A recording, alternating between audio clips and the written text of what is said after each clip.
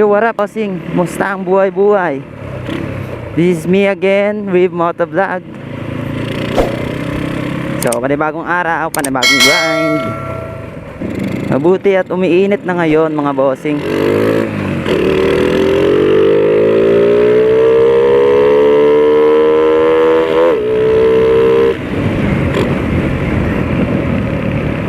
Mukhang maganda ngayon yung panahon ah. Maganda yung sikat ng araw, mga bossing. So pag nag-deliver tayo, hindi na tayo mababasa.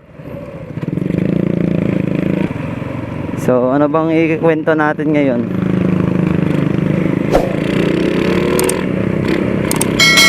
Wala akong maisip na ikikwento sa inyo ah. So ito na lang, konting paalala lang sa mga ka-rider natin. So parte doon sa nanguhuli, no, nanguhuli ng mga yung mga ano, may mga bawal sa motor natin ay tulad niyan. Yung ADB, walang side mirror. So 2 times na akong nahuli ng LTO. So share ko lang sa inyo, mga bossing, no? Kasi meron akong experience parte doon sa mga paghuli. So huli tayo 2 beses na.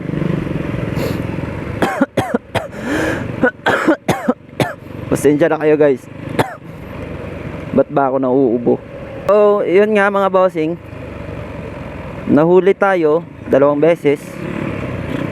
Kasi nga yung dahilan ng pagkahuli natin is una-una gumamit tayo ng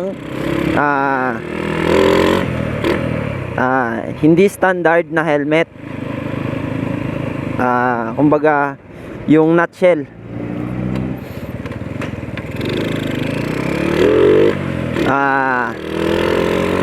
Yung violation yun is sobrang di naman ano, pero malaki na yun para sa atin, no? Yung nutshell helmet or yung ginagamit ng ano, ng pang bike.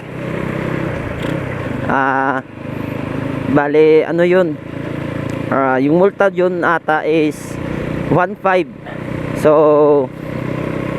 para sa akin sobrang laki na nun, kasi nga maliit naman yung sahod natin pang araw-araw eh. Tapos pangalawa, itong motor na to, yung Wave na to, pinag-swap ko to sa motor natin dati na Badja. Yung Badja natin na 125cc. So pinag-swap ko siya. Yung swap deal namin is straight swap lang kami. So yung Badja ko is updated siya.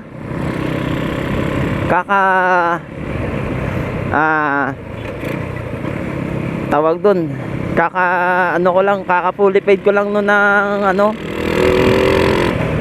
nung Badja natin. So 2021 model siya. Kaya napag-isip-isip ko, kasi na-addict ako sa Wave eh.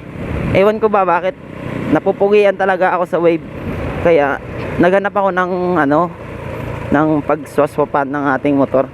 Kaya yun nga, may nag-chat sa atin. Shoutout sa'yo, bossing, sa may-ari nito. Pinag-swap ko. Kaya nga, yung sa kanyang itong Wave na to is expire na to nung nag-swap kami. So kahit lugi ako, pinag-swap ko pa rin, kasi nga sobrang addict ko talaga sa Wave. So yun, nagkamultahan ako sa LTO. Nahuli ako. Unang-una talaga napansin sa akin is yung nutshell natin. Tapos pagkatapos ng nutshell yun, i-check na yung rehistro mo, ano, pag nang pinakita ko na expire yun, 9 pound. So sobrang sakit ng ulo ko nun, kasi nga sana kukuha ng ganong kahalagang pera, no, pang tubos. Sa awan ng Diyos na nagawan ko ng paraan na tubos ko yun. So bali yung nadali dun sa akin 18,000 yung nagasto ko, pati yung pag kuha ko nitong motor.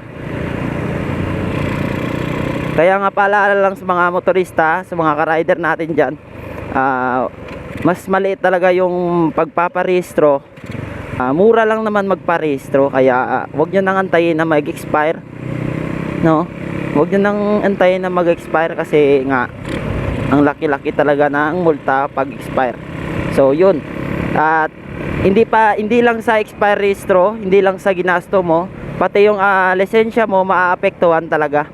So nagka-demerit points ako, lumagpas ako ng 12 points. So yung penalty diyan is hindi mo agad-agad makukuha yung license mo. Kapag nahuli ka, hindi mo agad-agad yan kahit mabayaran mo, kasi kailangan mo pang mag-seminar yan, at mag-aantay ka pa ng ilang days. Yung sa akin is 15 days 15 days ako bago nakapag-seminar.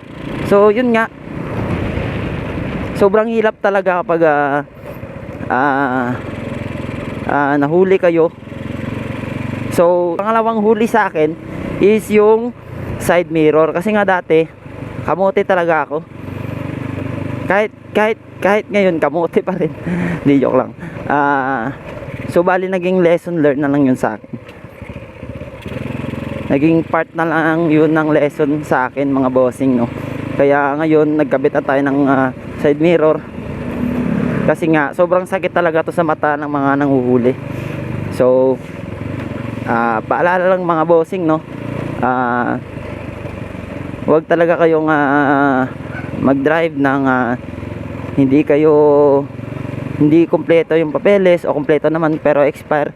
Pero dapat talaga natin i-update yung ating mga ORCR. So yun lang yung paalala ko sa inyo, mga bossing, ano. Si-share ko lang kasi nga sobrang di madali yung pinagdaanan ko nung nahuli ako. Inaamin ko naman na kasalanan ko yun, kaya magiging isang lesson na lang yun para sa akin.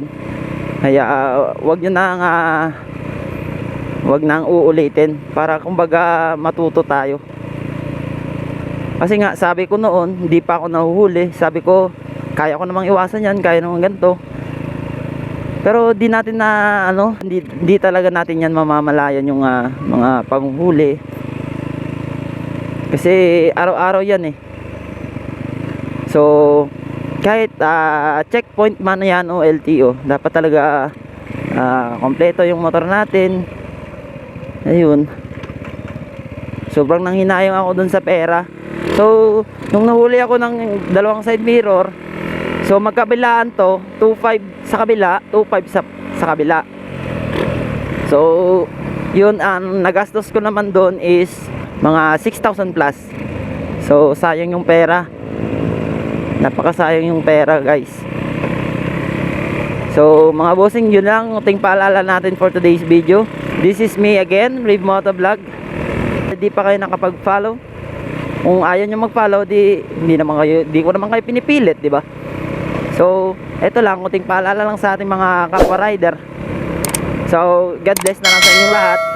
Ride safe palagi sa mga katropa nating rider dyan. So this is me again, Rave Moto Vlog. Babush!